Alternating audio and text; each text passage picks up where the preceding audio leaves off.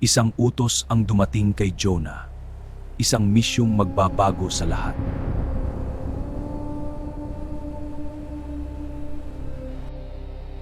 Ngunit sa kanyang puso, may takot na hindi niya matakasan.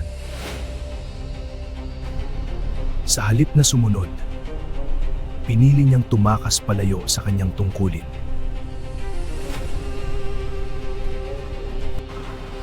Nagmadali siyang pumunta sa daungan upang iwan ang kanyang misyon.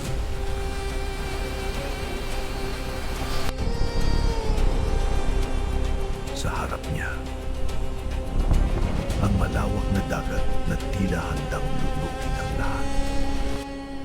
Sumakay siya sa barko. Umaasang makakatakas sa tawag na kanyang tinanggihan. Unti-unting lumayo ang barko kasama ang taong tumatalikod sa misyon. Ngunit habang lumalayo, may kakaibang galit na nabubuo sa langit.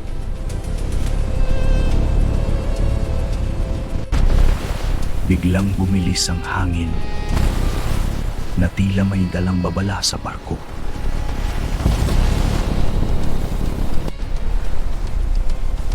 At sumunod ang alon na yumanig sa barkong kanilang sinasakyan. Lumalim ang bagyo na tila gustong wasakin ang barko. Nabalot ng takot ang mga mandaragat habang lumalala ang unos.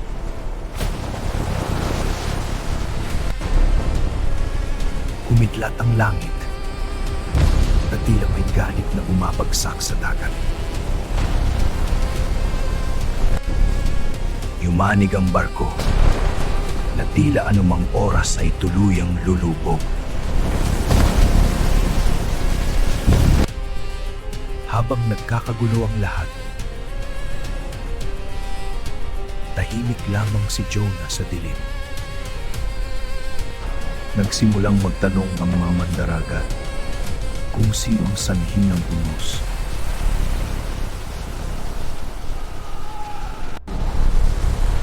Isang higanting alon ang papalapit na tila kayang lunukin ang barko. Sa gitna ng bagyo, unti-unting nawawala ang kontrol ng barko. May kakaibang pakiramdam na tila alam niya ang tunay na dahilan ng bagyo. Sa gitna ng karagatan,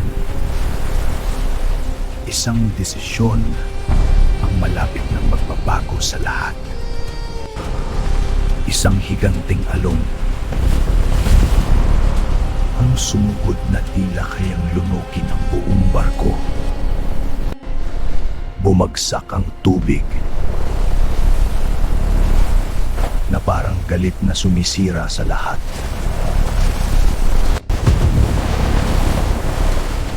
Unti-unting nababasag ang barkong pilit lumalaban sa karagatan. Sa bawat kidlat, lalo nilang naramdaman ang takot ng kamatayan. Habang lumalala ang unos, nagtago si Jonah sa kailaliman ng barko. Nagsimula silang maghanap sa taong maaaring dahilan ng bagyo. At sa gitna ng dilim, natagpuan nila ang taong may lihim na dala. Unti-unting lumabas ang katotohanang matagal niyang tinatakasan. Habang tumatagal, lalo pang nagagalit ang karagatan sa kanilang paligid. Sa wakas, napagtanto niya ang dahilan ng unos. sa harap ng dagat.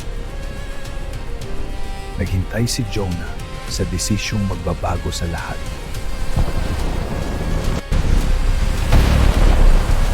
Parang nabiyak ang langit.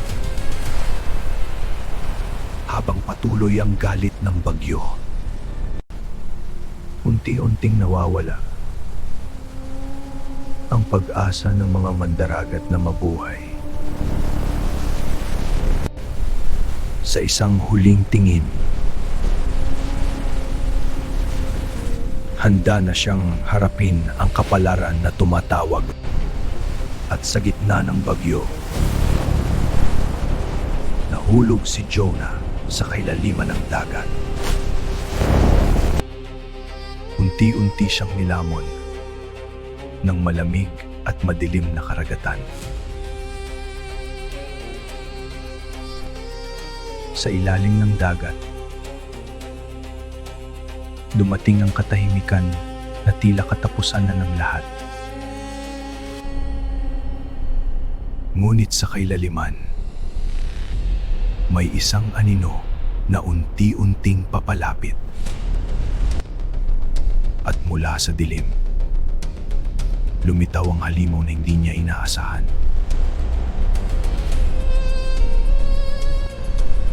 Sa gitna ng kailaliman, isang halimaw ang handang lumamon kay Jonah. Sa kailaliman ng dagat, bumukas ang bibig ng halimaw na mas malaki sa barko. At sa isang iglap, nilamon si Jonah ng nilalang mula sa kailaliman.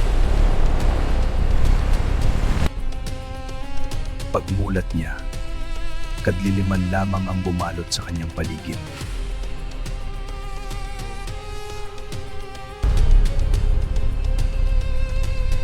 Unti-unti niyang naunawaan na siya ay buhay sa loob ng halimaw.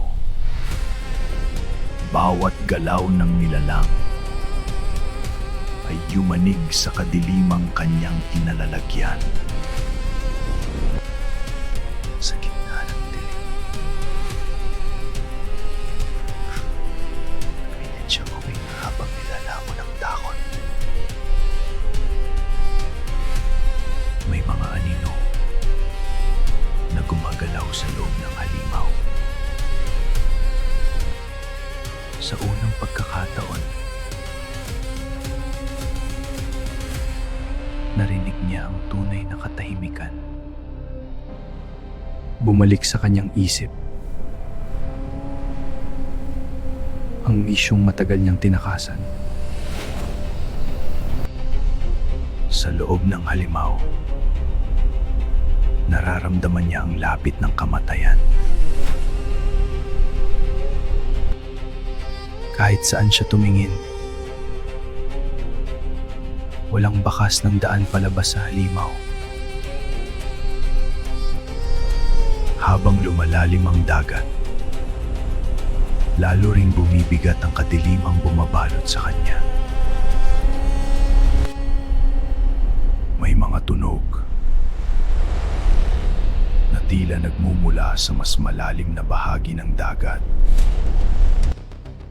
Unti-unti niyang nakalimutan kung gaano katagal na siyang nakakulong sa dilim. Parang umiiyak ang dagat habang nilalakbay ng halimaw ang kailaliman.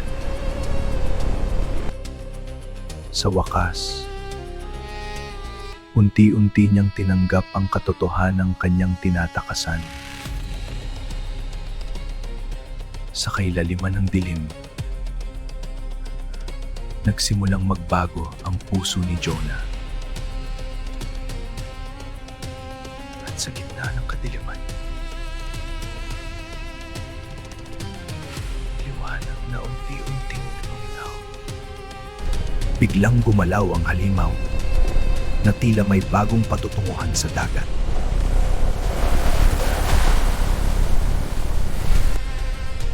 Sa unang pagkakataon, may liwanag na muling nakita si Jonah. Sa unang pagkakataon, nakita ni Jonah ang liwanag sa gitna ng dilim. Sa kailaliman ng halimaw, unti-unti siyang lumuhod sa katahimikan.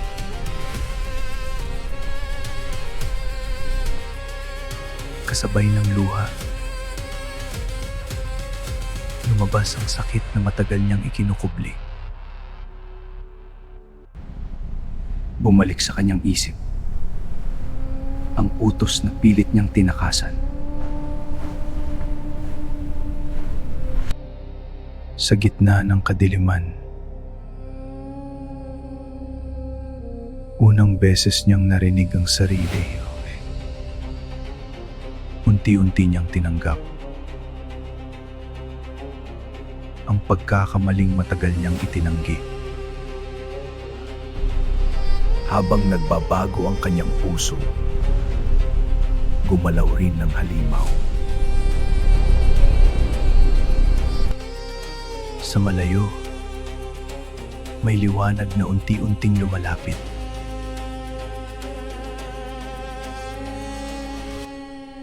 Sa unang pagkakataon, nakaramdam siya ng pag-asang mabuhay muli.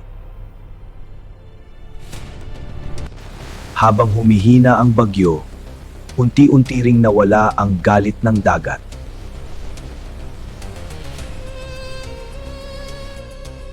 Sa loob ng halimaw,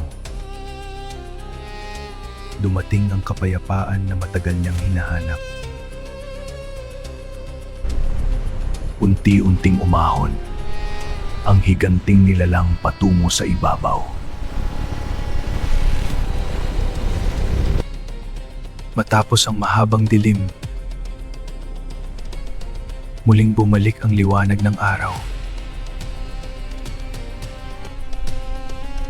Biglang bumagal ang halimaw na tila naghahanda sa pagbabago. At sa wakas, may daang bumukas sa gitna ng kadiliman. Umakyat ang halimaw at yumanig ang buong karagatan. Sa huling pagyanig, ramdam ni Jonah na malapit na ang pagbabago. Sa harap niya, ang liwanag na matagal niyang hindi nakita. Sumabog ang dagat habang umahon ang halimaw sa ibabaw. Matapos ang 3 araw, si Jonah ay muling makakakita ng mundo. Matapos ang 3 araw, ibinagsak si Jonah pabalik sa mundo. Sa unang paghinga, ramdam niya ang buhay na muling bumalik. At sa likod niya, unti-unting naglaho ang halimaw sa dagat.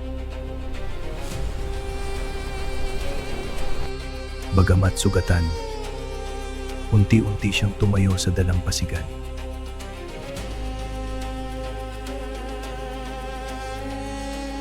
Matapos ang mahabang dilim, muling sumikat ang liwanag sa kanyang buhay.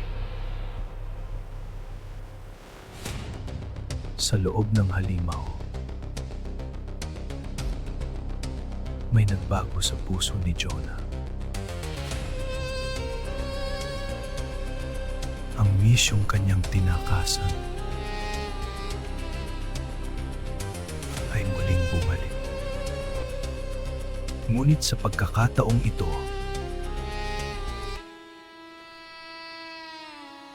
handa na siyang harapin ang tawag sa bawat hakbang.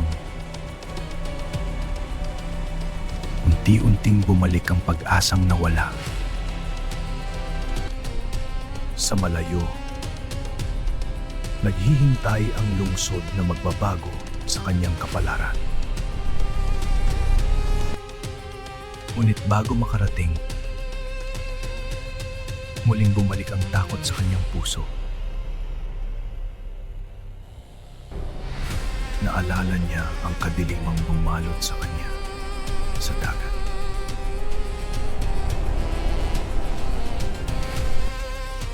Sa wakas, dumating si Jonah sa lungsod na kanyang iiwasan sana.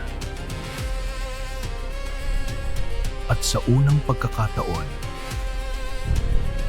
handa na siyang ihatid ang mensahe. Nabalot ng katahimikan ang buong lungsod habang nakatingin sa kanya. Unti-unting nagbago ang puso ng mga nakinig. Matapos ang unos, dumating ang kapayapaan na matagal na wala.